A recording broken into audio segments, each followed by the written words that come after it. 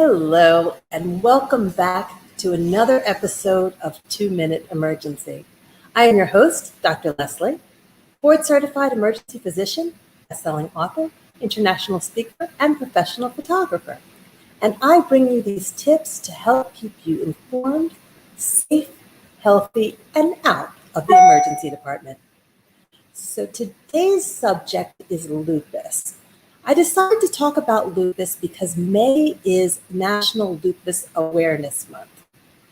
A lot of people have heard about lupus, but they don't really understand what the disease actually is. So I thought I'd bring these facts to you to give you a better understanding. First of all, there's 4 different types of lupus. Today I'm going to talk more about systemic lupus, which is the most common form. It literally affects every single organ in the body. The prevalence of lupus here in the United States, it's much more common in African American women, Asian American women, Hispanic American women. In Caucasian women, it's about 1 in 1,000 women that have lupus. In the African American community, it's literally 1 in 250 women were afflicted with lupus. Incredible numbers. Now, there is a genetic component to it.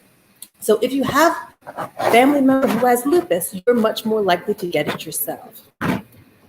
So there are a couple of ways you can't prevent it. You cannot prevent the disease, but there are treatments for it to help you when you're having exacerbations.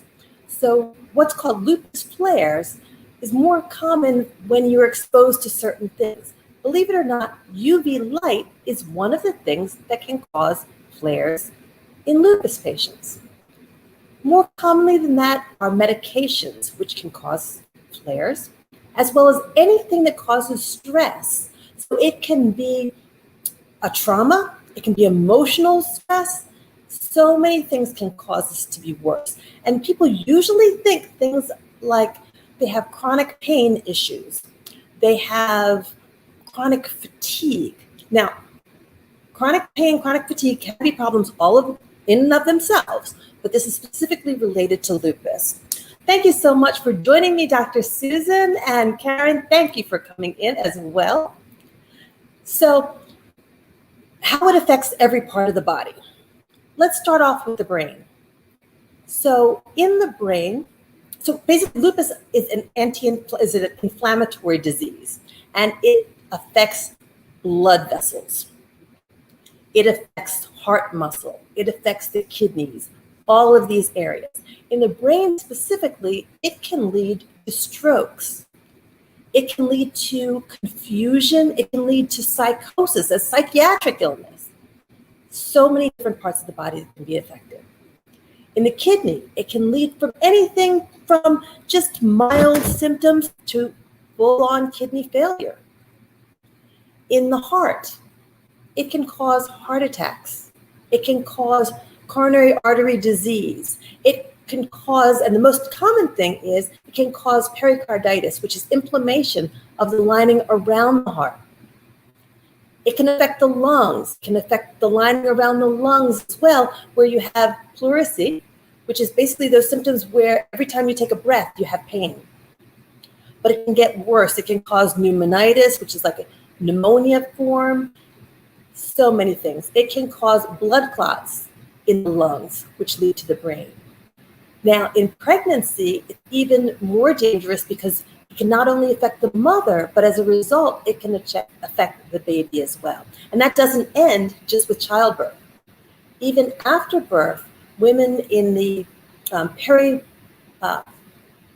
period can also have blood clots, once again, in the lungs, leading to the brain, causing a stroke, causing a pulmonary embolism or blood clot in the lungs. Other things, the GI tract, your gastrointestinal system. You can have inflammation of the blood vessels in your GI tract. You can also have points where you get decreased motility. So everything doesn't move through your GI tract the way it should. So you can have anything from difficulty swallowing to what we call bowel obstructions, which isn't like something physical, like an object blocking it, but because everything is not being moved properly, it causes a functional obstruction. Now, lupus, I don't have any lupus in my family that I'm aware of. However, I did have a dear friend who was, I'm going to say she was probably about 45 when she suffered a heart attack and a stroke at the same time and ended up passing from this. So this was probably a good 20 years ago.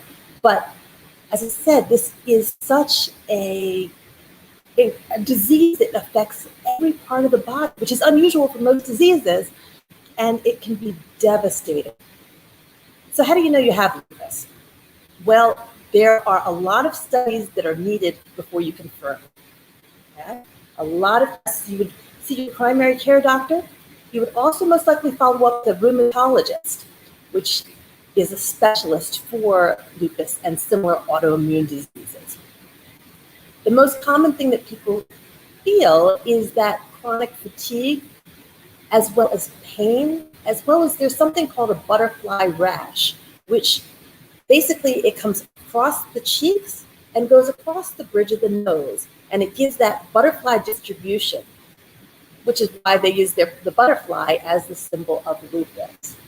So I don't want you to just take for granted what I'm saying about lupus. I want you to find out more information yourself.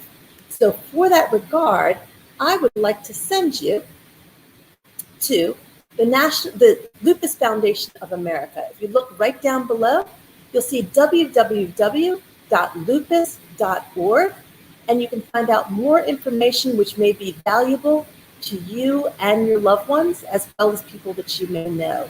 So once again, May is National Lupus Awareness Month.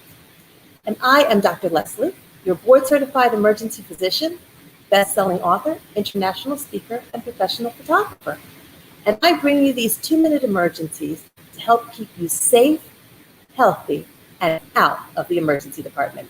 So until next time, stay safe. Take care for now. Bye-bye.